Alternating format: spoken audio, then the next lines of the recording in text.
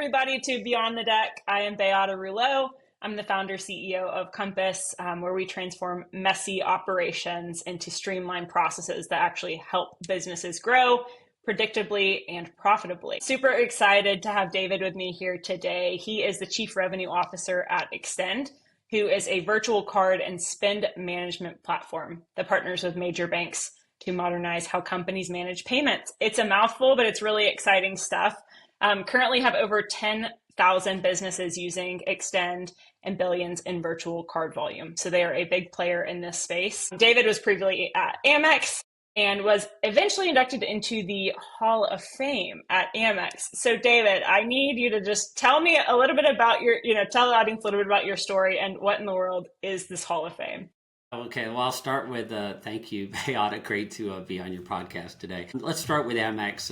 Hall of Fame at Amex, I think that probably means I was there a really long time, which is true. I spent a lot of years at American Express across a bunch of different business units and different roles. And I'm not sure if that award still exists. I hope it does. But basically what that award was something that was given to a handful of people on an annual basis who had produced just, I guess, consistent great results year over year in a certain way. So it was a big deal for me, big honor to be able to receive that. And again, I guess it meant I was there for quite a few years and enjoyed every minute of my time at American Express. I had the chance to just work with so many amazing people. And I think anytime you win an award as a leader, and most of my years, over 20 years at Amex, I spent in leadership roles.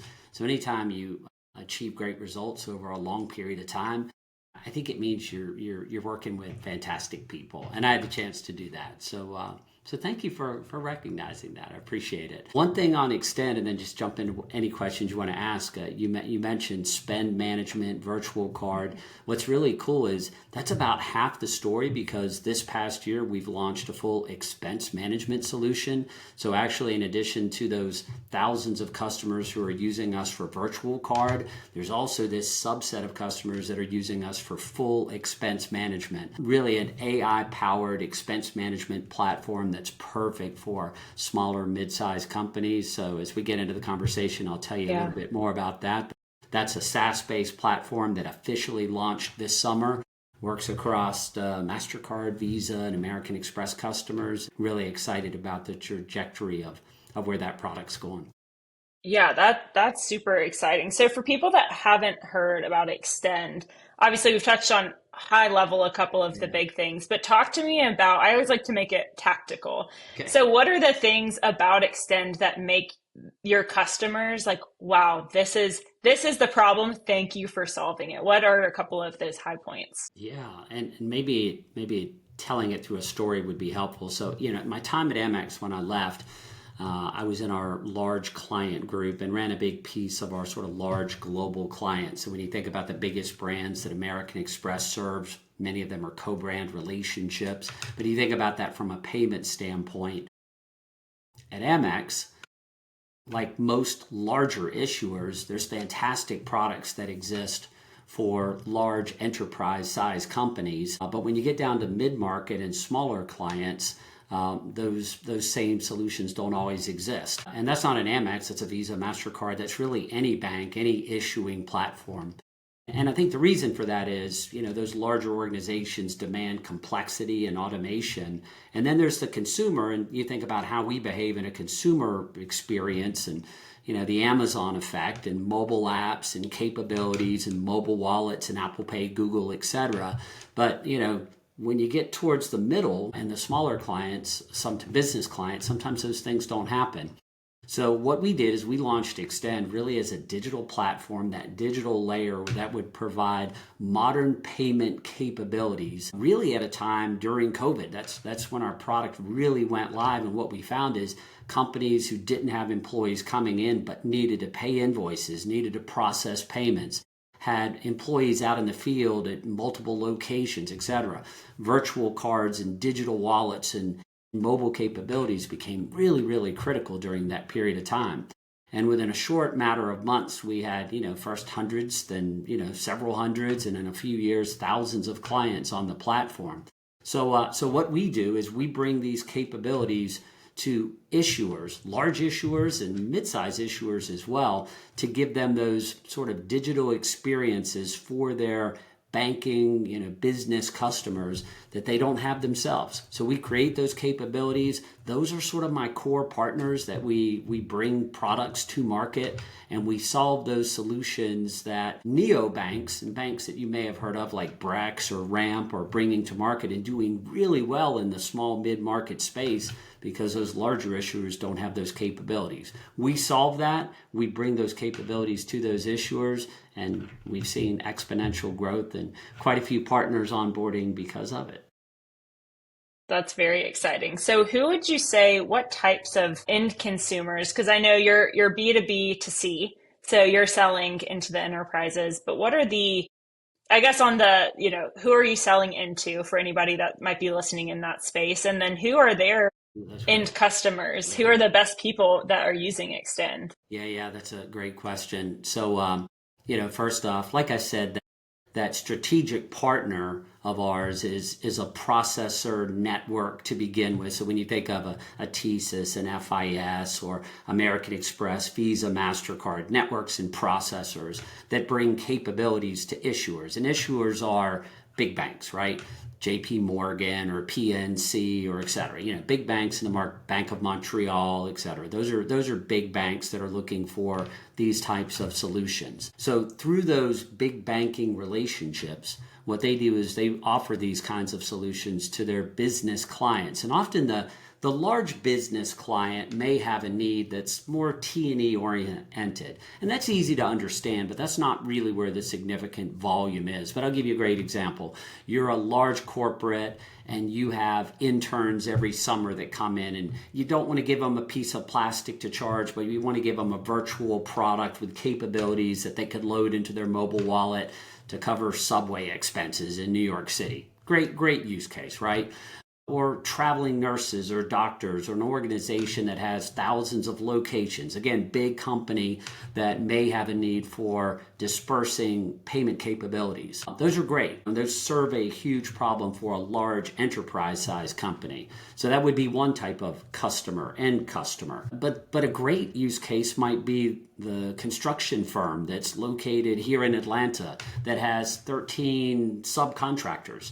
And basically, they need to be able to give the painter access to go buy paint at Sherwin-Williams, or the lumber, framers access to be able to go buy lumber at Home Depot. And they want to capture all that spend on their own account, and they want to do that in such a way that they have visibility and controls. They never want to give them their card number, and they don't want to actually give them their physical piece of plastic, but they want to give them the ability to go buy on behalf. So where we see huge spend is that sort of B2B type spend that is in construction, might be property management companies. Think of production or advertising firms. So, advertising or events companies that have to activate an event, or maybe someone that's doing it in the home decor, whatever. They're like, all those kinds of use cases play really well for us. And those are more small, mid-sized companies that just need capabilities. No, those examples are very helpful in the buy on behalf. Thinking about the construction. That was very helpful context. So you've talked about a little bit about the strategic partnership side of this. Right. I think this is something that a lot of businesses need in order to, that is one opportunity for scaling. If you're able to get strategic partnerships, you can go from some 0 to 100 really quickly. And so do you have any advice for people that are interested in exploring that concept? How have you approached it? Any best practices or tips for that? Yeah, another great question. I was fortunate to have the opportunity during my time at American Express to work with some of the biggest companies in the world in the roles that I had, and serving, T's and Verizons and Home Depots and Deltas, et cetera. When you work across those large enterprise companies with two giant brands, you really start to understand what it takes in enterprise relationships and selling and stacking relationships, and value delivered, and the criticality of ROI for a large organization, and how they buy, how they think, and working through everyone from the technical teams to the procurement teams, et cetera. So I think the first thing is just an understanding of what those organizations look like. And when you're selling to an enterprise size organization, so if I'm having a conversation with a Bank of America or a JP Morgan Chase or an American Express or whoever those are, whether they're existing customers or potential customers or just partners in the industry that we're learning from, and ultimately we're trying to figure out where they need to go. I think the first thing is really understanding what's critical to them, and then scorecard understanding at every level within the organization. I'm not talking to a procurement person, a technical person, a go-to-market person, product, whatever, because the needs and desires and scorecard for each of those individuals is so different. I think the first thing is just understanding the organization, understanding who you're talking to, and thinking of these aren't transactional deals. These are deals that are made over 2, 3, 4 years sometimes. And so over 2, 3, 4 years, you may have core contacts in the negotiation or in the relationship that are constantly changing. So I think it's taking that long-term view. And I'm not going, we're a venture-funded fintech of less than 100 people. I'm not going to tell the world's biggest bank at what pace they should move. What I need to do is understand what they need, when they need it, how they need it, and continue to craft our solution and capabilities to meet what their roadmap is. And if we do that really well, we earn the right to advance and we continue to grow relationship, and ultimately we're successful. So I know I said a lot there, but it's just such a hard answer because it's longevity, it's focus, it's scorecard, and it's thinking of, okay, what will it really take to get this over the finish line in a long period? I like what you said about the right to advance, because it cannot be transactional, because these are not transactions. When you're selling it to enterprises, I don't know what the other term would be, but this is not a rash decision of, I saw something, I would like to buy it, and I'm buying it. And so the only way that you can do that over the long period of time is that trust piece. And I do think I know you work with, on the boards and work with a lot of smaller startups. What are things that they can do to even be considered, because we're speaking a different language when we're talking about enterprise coming from a smaller company. So do you have any advice on what are some critical things that if businesses want to sell to enterprises, what do they need to have prepared? I'm fortunate here in Atlanta, there's a ton of startups in the fintech space, one of the top 2 or 3 markets in the country. I get the opportunity and partner with a number of different incubators and funding organizations and venture here in Atlanta to work with early stage companies. And I'm talking early stage, sometimes 1 or 2 or 3 employees, or maybe 10 or 15 or 20, but pre-Series A, maybe Series A, but then like really early stage companies that need a key relationship to start to scale the business, right? And maybe it's technical, maybe it's a partner, maybe it's a distribution channel, third party, whatever that is. And so I think maybe 2 or 3 things I'd cite. One is, Beata, I'd say that you've got to, if you don't have that expertise, you need to bring that expertise in, or consult with that expertise, or have someone that is willing to offer some support in the ideation of what it's going to take to craft a document, craft a pitch, craft a story that a large organization will understand and resonate with. So sometimes you just have to bring someone in the room that has done it if you've not done that. It just sounds simple, but it's shocking how often that doesn't happen. And I know for early stage company venture fund, they just don't have the money to pay someone with a lot of experience, but it could be fractional, it could be consultative. So there's a lot of different ways that you could get there to actually get some expertise in the room. So I think that's probably first and most critical, so that they can help you build the story, craft the story, deliver the message, tear apart your value prop, your deck, whatever it is you're going to bring forward, how to actually think from the perspective of the organization you're trying to talk to.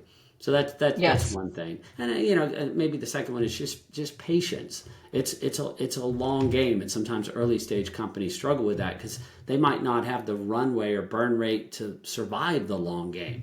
And you need to know that too.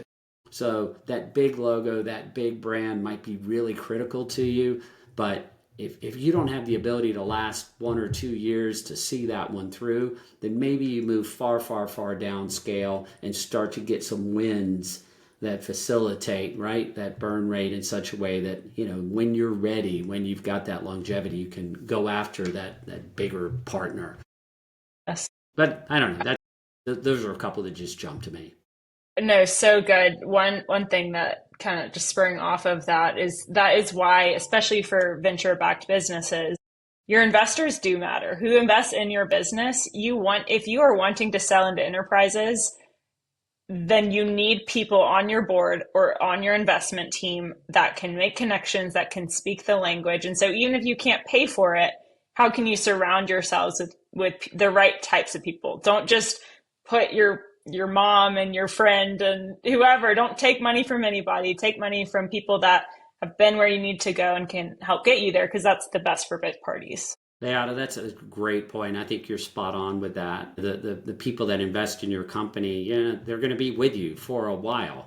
And sometimes good money is not good money. Sometimes it comes with strings and sometimes it comes with pressure. But what it should come with is support. It should come with a great set of operating partners that can come alongside, as you just said perfectly, that have the ability to get you in front of the right people, have those relationships, because that's what venture should do. It should be really collaborative. It should be really supportive. And that's why I tell my younger founders as they're going through that process of raising, like, okay, let's talk about them. What is it that they're bringing to you other than a check? And if they can't answer that clearly, then I'm like, I think let's go a little further. Let's continue to look at and talk to perhaps some other entities that could add value that you need right now, beyond just more money to hire engineers to build out a capability. Mm-hmm. It's such a good point. Okay, I would love to hear you talk a little bit about, you've mentioned it before, but win-win financial models. So you're obviously a CRO, so I'm guessing this is something that you think about a lot in terms of financial models that can bring parties together. Yeah. So talk to us about what that looks like. Anything you think would be helpful for the audience to know about that. Yeah, we all use the term win-win. What does that really mean? And obviously it means that both parties benefit from the relationship. At some point in a negotiation, though, often you get to a, well, I'm willing to buy it, but for less, and you're trying to sell it for more, and it's clearly disconnected. And when you get to that sort of financial negotiation where it feels like, okay, there is a winner or loser in this next decision, I always challenge people to think from the perspective of, not necessarily. If I cut my price, but you sell more units, then we both win. So are you willing to commit to sell more units if I cut my price? And if you're not willing to sell more units, are there capabilities in my product that you don't value that I could remove that necessarily, get to the point of a lower cost of goods sold? So there's always a lever. And I think that's the way you have to think about it is, how, what's the lever you can pull? What's the lever I can pull? What's the lever you can pull to get to that place of a win-win? I think the other thing is, and I'm trying to look for something on my desk, and maybe this cup is, one. Do I want a small sip of this big cup, or do I want a big sip of a tiny cup? And I think often where I always try to get this to is, any negotiation or conversation like this is, I always want to have more. I always want to have the biggest pie possible, and I'm okay with a smaller slice of a giant pie. What I'm not okay with is half the pie if the pie is that big, right? So it always, when you're in that sort of heat of the battle of a negotiation, back away from it. What is win for you? What could I bring more value? What do you want more? Like, how can I add more to you that also creates more opportunity for me? And I don't know, I've been at this for 30 years across really big companies, small companies, venture funded. For most of my career, I've been generating revenue. And for most of those years, I've been fortunate to generate really good revenue and, exceed and beat targets and continue to grow at a high clip. And I've always looked at every one of these conversations and negotiations and partners, as let's figure out a path to great prosperity for both of us. What does that look like? That's maybe one other point is, I want to ask a lot of questions through any negotiation. I really want to understand what's critical to you. And so often we come in the door with a deck, presentation, our price, here it is. That's absolutely the worst approach. Before I ever show you a price or talk about my product, I absolutely need to understand where your challenges are, where your opportunities are, what's your scorecard, what's the team thinking about, what's critical to the business, how do I adopt and change and adjust and perhaps, move in a direction that I create something that delivers against all of those. And when we get there, you're going to buy it, and I'm going to sell it, and we're going to grow really well together. I think it's just a mindset of it's not a negotiation and it's not a sales process. I don't think of myself as a salesperson. I'm very relationally driven. I want to understand your needs really, really well. I'm willing to go the long route and take time to, when you're ready, I want to be right there and the first thing that you're ready for, not chasing RFPs and looking for quick transactional deals. So I know What's so funny is you even when we first jumped on this before we hit record, you showed that in practice. You had a lot of questions for me, which is awesome. And I do think, you've talked about the scorecards, and discovery is a thing for a reason. And it's a thing to make sure that you have full context around where are we actually wanting to go? Are we actually a fit as a partnership? Not everything. A lot of people just are trying to sell, but if it's not a fit, it's going to be more pain down the line. And so I think I just want to double tap on that, of just the importance of, we're not trying to fit everybody, even when you feel desperate, but it's not worth it to sell something to someone who's not going to get use out of it. You're going to have more headache down the road.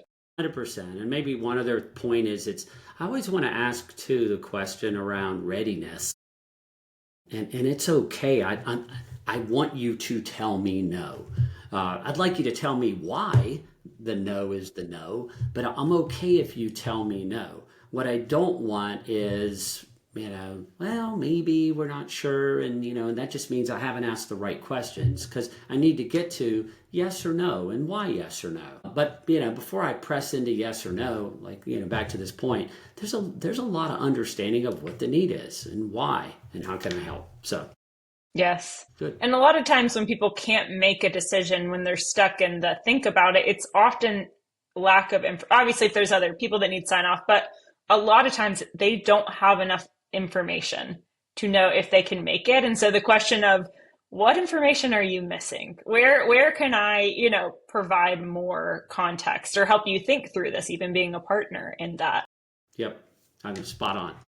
Okay. That was fire. I think we'll definitely clip that. Excited. And then, so you were in leadership at Amex. Now you're leading at CExtend. I would love to hear just any thoughts you have around leadership in your position, any advice to other leaders that are listening to this. Yeah. Thanks for asking that question. Super, super passionate leader. I consider it to be one of the greatest. I don't it's not a word, the word's not honor, but it's one of the greatest things that you can be given, is that opportunity to lead other people. And I take it really seriously, not just from the standpoint of from a result standpoint, but I think a lot about how I am impacting this individual or these individuals that I've been entrusted with. Their Thanksgiving is going to be a great Thanksgiving next week, or a bad Thanksgiving based on the email I send today, or the one-on-one I have, or the messages.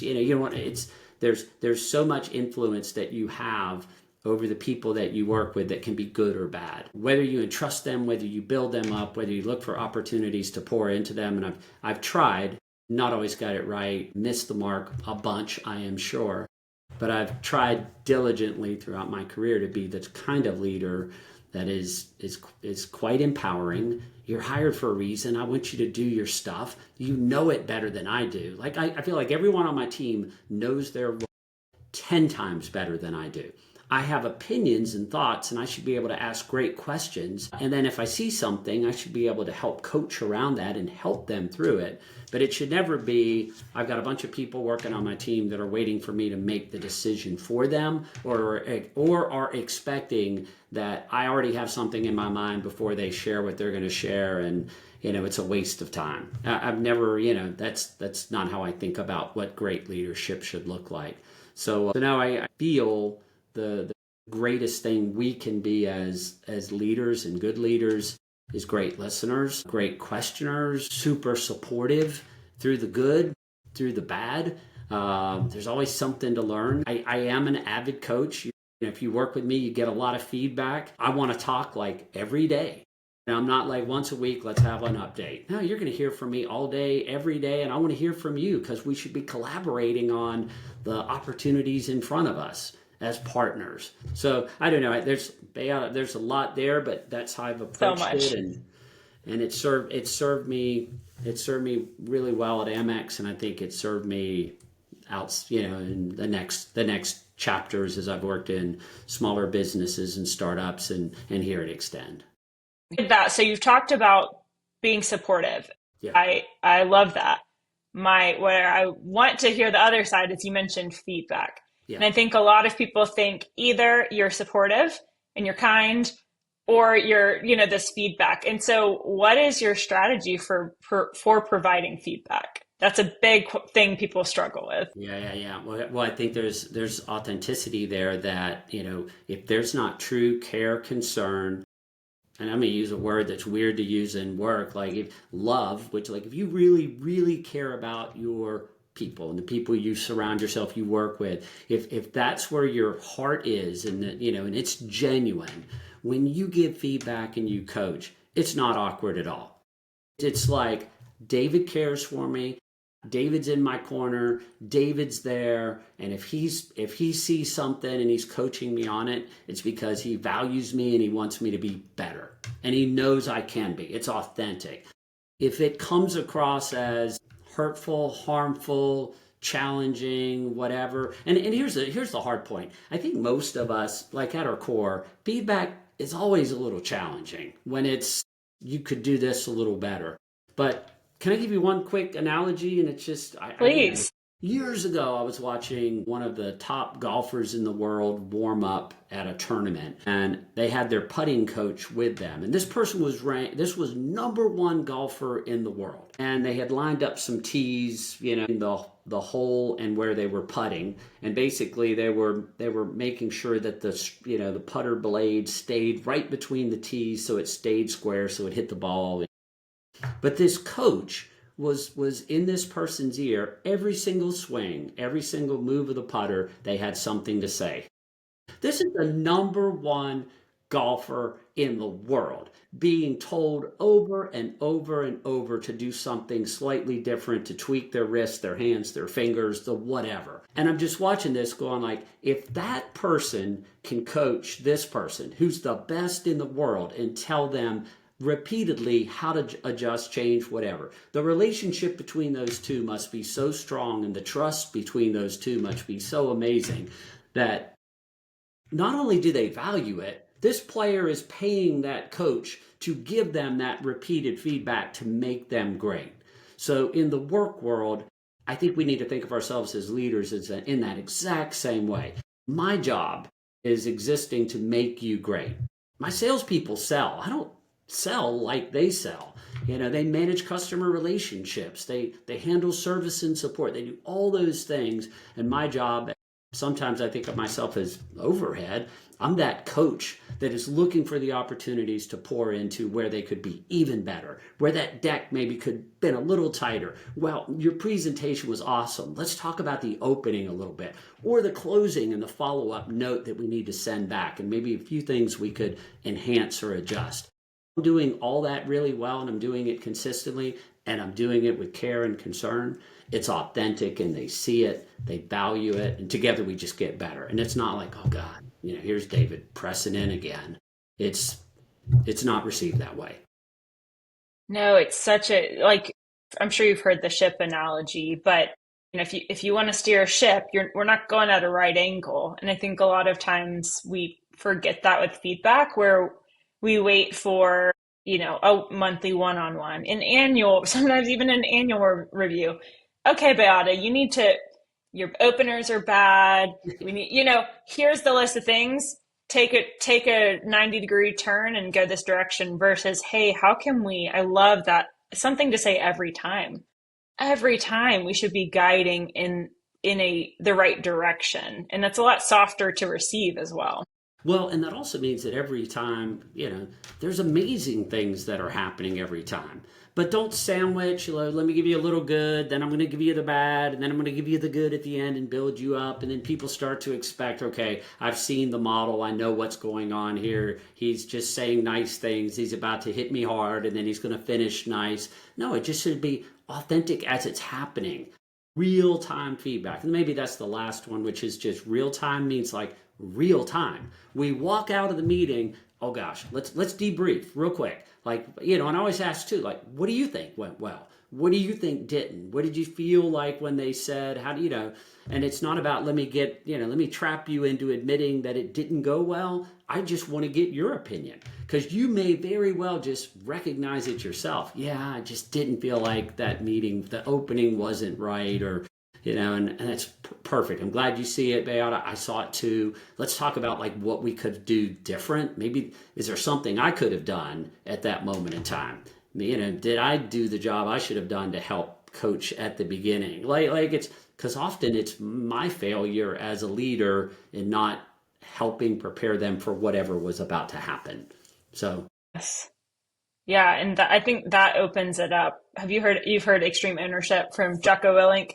I've listened to his podcast many times, and I think radical transparency, extreme ownership, all those things, and those kinds of books and messages are spot on to how we should think about things. But often those don't exist within the corporate space for whatever reason, and there's a sensitivity to feedback, and meanwhile you're disappointed with your employee, and they don't know where they stand, and like you said, it's annual review time and they get hit with 10 things they've never heard all year long. That is an abject failure in leadership. Whoever that person is failing miserably. So whatever their results are, the person's results are their responsibility because they're not leading well. Yeah.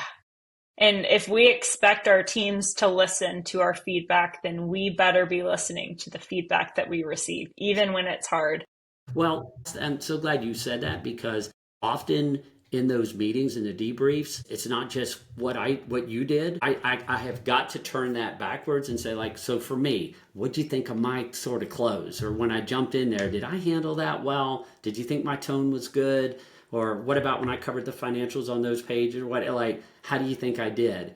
And if I ask that enough, then they start to tell me. There's not a like, oh, David, you did a great job. When sort of I didn't feel like I did a great job. We'd start to get an authentic, trusting relationship where we're both giving each other feedback, pulling each other along, up the hill and getting better. So yeah, that's so amazing. I'm glad we went down that rabbit hole. Me too. So I know where I've kept you over time, but I would love to hear, just as we're heading into 2026. What should we be looking out? What are you focused on for 2026? Anything we should be out on the lookout for CExtend? Yeah, what I would say, a couple of things. One, more partnerships. We had a big announcement this past week with PNC Bank. We've got a few more that will close as we end the year that likely will announce before year end or early in the new year, which are huge deals for us, which continue to accelerate momentum up and to the right, I guess, depending on which way you're looking. Yeah, up and to the right. So that's one thing. Another thing is just a continuation of sort of the product and our product roadmap around AI. So if you think about our solution today as an expense management solution, there's so many things that I can do of texting receipts into the platform or giving the platform access to my photos or emails or other things that it starts to find charges, activities, matches them, categorizes them, flows them through to the ERP with HRS integrations on the way, plus the ERP integrations. the expense management process is becoming really, really automated through AI. Now let's start to talk about agentic purchasing capabilities that start to feed as well as we start to build some of those. So at some point, are there components to the platform that go beyond just expense actually on the purchase side, and this thing becomes even far more automated? So a small business owner or mid-sized company has automation that is happening that is making their buy side and their accounting side truly automated. And for the folks out in the field that are traveling around, I got back from New York last night. Everything in my expense reporting, stuff is just automatically done. There's no attaching receipts, filling out what happened here. All of that is automated through capabilities in AI that we've deployed, which is really, really exciting. So I think that's CExtend. And then for me personally, it's just continuing to support CExtend, but also the opportunity to support emerging companies and smaller startups and venture funded businesses that I'd love to do, and semi-fractional and ways in which I can add just value. So more and more of that, because I love pouring into young founders that are building cool capabilities where hopefully I can add great go-to-market support and help in how they craft their messages and along the way. So that's amazing. I'm guessing people are going to want to get in contact with you. So where are the best ways for them to follow along with you or CExtend? Yeah, I think first for me, pretty simple. I think the easiest way is LinkedIn. I'm an avid, user and poster. So, love to connect with you. So, and I reach out, and I look forward to hearing from you. And I'm always open for conversations like this. If there's places where I could share some experience after a number of years of doing this that could be of value, that's I'm always happy to do that. So Beata, LinkedIn for me is probably the easiest. For CExtend, paywithextend.com. Just come straight to our site. We've got a LinkedIn site too, but paywithextend.com. And basically, if you've got a Visa, MasterCard, American Express, you can show up on our platform. Commercial. Now, it's not a consumer card, but a commercial card. So a small business, large business card. You could show up on our platform, register that card within minutes, and do expense reporting capability. If your bank is partnered with us, then you can do virtual card spend management capabilities. Some of these things are free, some of them, depending on utilization, are SaaS based, but really, really slick set of tools. So check us out at paywithextend.com, and hopefully we can help your business run in a far more efficient manner. That's our mission. Yeah, no, that's amazing. I'll be sure to put some links on YouTube for people to be able to click on that if they're interested. But thank you so much for your time, David. I've learned a lot, and I think we probably could have another hour of this conversation. So maybe we'll do it again one day. But thank you so much for your time. All right, Beata. Maybe in 2026 we will. Really appreciate it. Enjoyed our conversation.